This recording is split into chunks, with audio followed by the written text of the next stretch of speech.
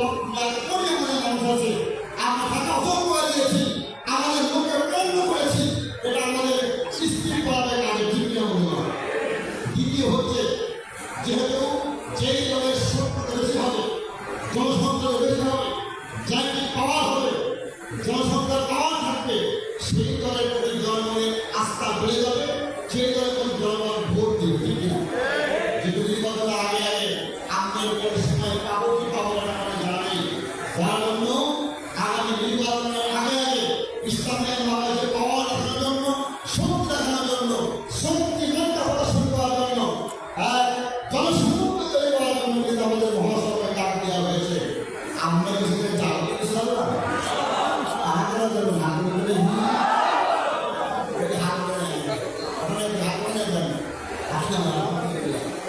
আমরা যেরকম অসহজ হবে, আমরা যেরকম অসহজ হবে সাথে নাকি শোনে মোতালামের সিদ্ধান্ত শোনে।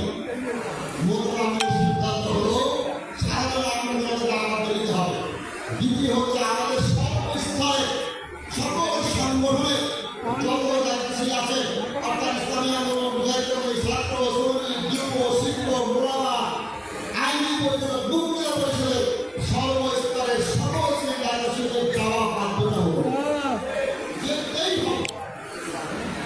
ইনশাআল্লাহ পাশাপাশি আমাদের বাহিরে যারা আছে, বাহিরে চরমনায় ওয়ালা যারা চরমনা আগে পরে দিয়েছেন, চরমনাকে মহব্বত করেন, দায়িত্ব নেয়, আমাদের সদস্য হয়েছেন, কর্মী হয়েছেন, দায়িত্ব হয়ে গেছে, সবাইকে আওয়াজ দিতে হবে।